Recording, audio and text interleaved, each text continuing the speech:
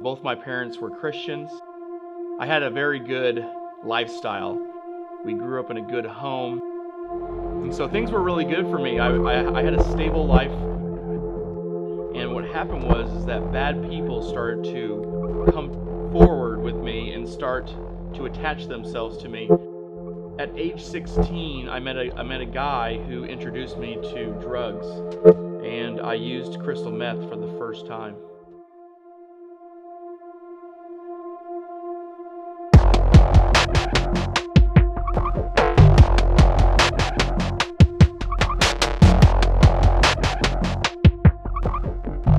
Started using drugs experimentally.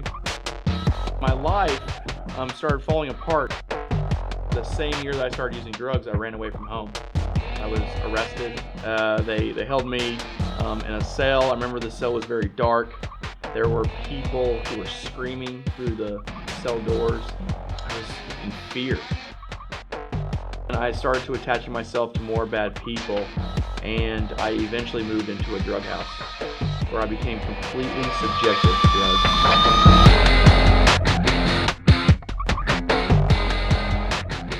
Drugs became my life, and there was nothing else that I wanted. As we continued to use meth, I started hanging out with people who were manufacturing it, and things got even darker. I was dealing with people who were who had guns attached to their hip. I had people who had knives.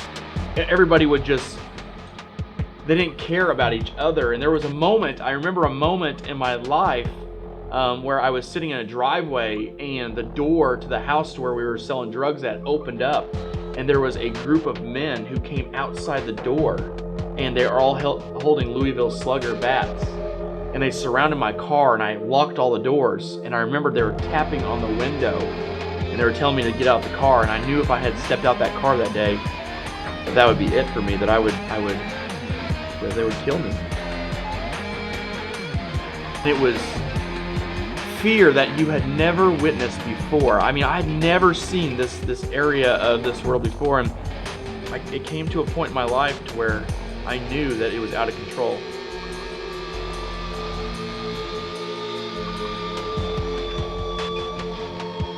I basically had hit rock bottom, and I was so much fear, I had no other place to go but look up.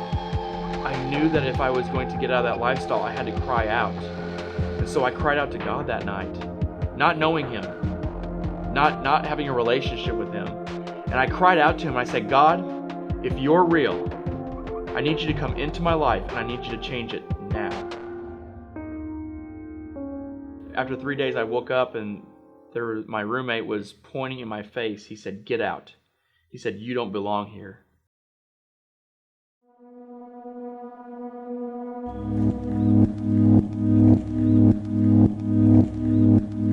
And so all I had left of my life was a trash bag. I had my clothes and a few hygiene products.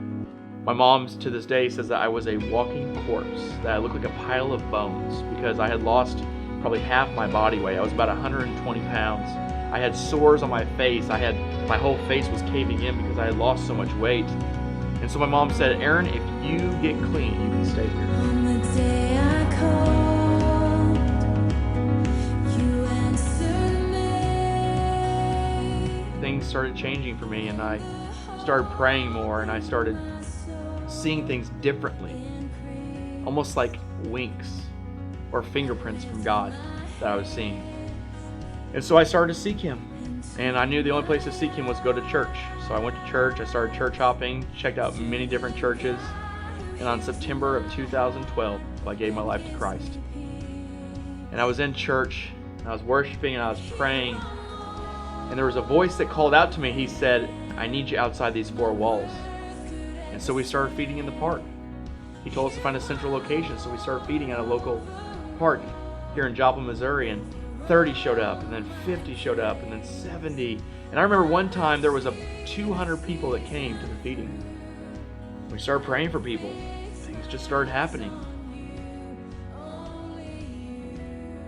So I'm excited about the future and where God's taken us and where God's taken the kingdom, because it's no longer about four walls. It's about the church.